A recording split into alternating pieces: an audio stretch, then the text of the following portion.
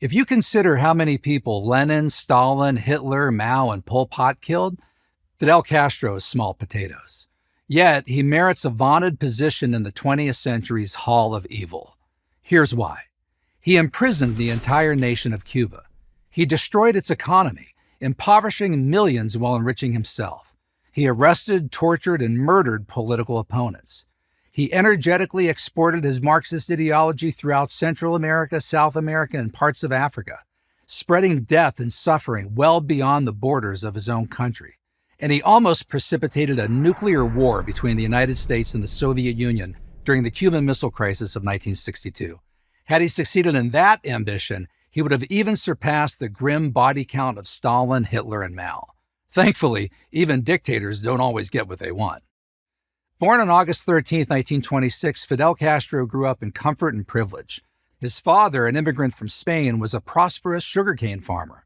Always in a hurry, Castro was only 27 when he made his first stab at revolution. In 1953, he attempted to overthrow the government of Cuban President Fulgencio Batista. The badly undermanned, poorly executed rebellion was easily thwarted. For his troubles, Castro got a 15-year prison sentence, but served less than 2. Throughout much of the 1950s, his defenders portrayed him less as a Marxist-Leninist than a garden-variety populist and anti-imperialist. According to one of his biographers, as if leading a consumer revolt, Castro protested high electric bills and inadequate telephone service. In any case, his rebel movement languished in the Cuban hills, hanging on by the thinnest of threads. To say he had 100 followers would be a generous estimation. Then, out of the blue, Castro found a savior, the New York Times. In an exclusive 1957 interview with Times reporter Herbert Matthews, Castro promised that, above all, we are fighting for a democratic Cuba. Matthews portrayed Castro's program as a New Deal for the island nation. He has strong ideas, Matthews wrote, of liberty, democracy, and social justice. Matthews' influential reporting breathed new life into Fidel's movement. Right-hand man and future chief executioner Che Guevara later said, "When the world had given us up for dead, the interview with Matthews put the lie to our disappearance." It also helped that President Batista kept killing the heads of other rebel groups in his attempt to hang on to power. Castro was the last rebel standing. On New Year's Day 1959, he achieved the goal he had long sought. Batista fled the country. The island nation now belonged to Fidel. Many Cubans celebrated. They and Western leftists insisted that Cuba had found its own George Washington. In April 1959, Castro appeared on NBC's Meet the Press, where he declared that democracy is my ideal. I am not a communist. In truth, Castro cared as much about democracy as Lenin, Stalin, or Mao did. He only cared about getting power and keeping power. Once he had it, he announced who he really was all along.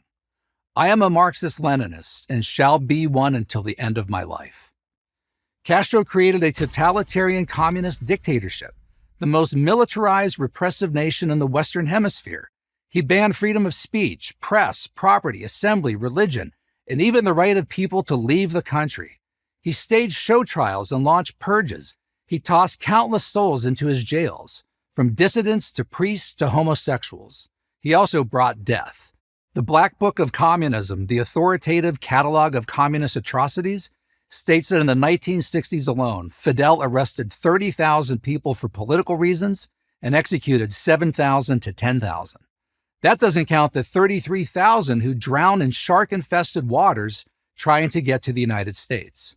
The overall death toll grew to 100,000 by the time Fidel retired in 2008. Castro's idea of equity was to make everyone equal by making everyone poor. He limited salaries across professions, from janitors to doctors to baseball players, to under $200 per year. By contrast, according to Forbes magazine, Castro's net worth was estimated at nearly $1 billion. None of this mattered to the cadre of left-leaning politicians, journalists, and celebrities who, like Herbert Matthews, were dazzled by Castro's personal charm. Dan Rather, the famed CBS News anchor, called Castro Cuba's own Elvis. Fidel's fan club invariably praised the island's high level of literacy and universal health care. But being literate is no substitute for being free. And Cuba's low-tech healthcare is certainly nothing to celebrate. It's universal and bad. The proof? Who goes there for medical care?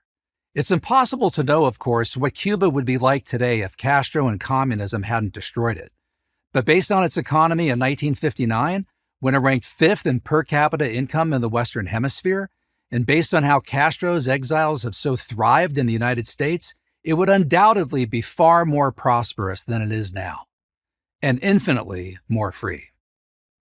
I'm Paul Kengor, professor of political science at Grove City College and editor of the American Spectator for Prager University.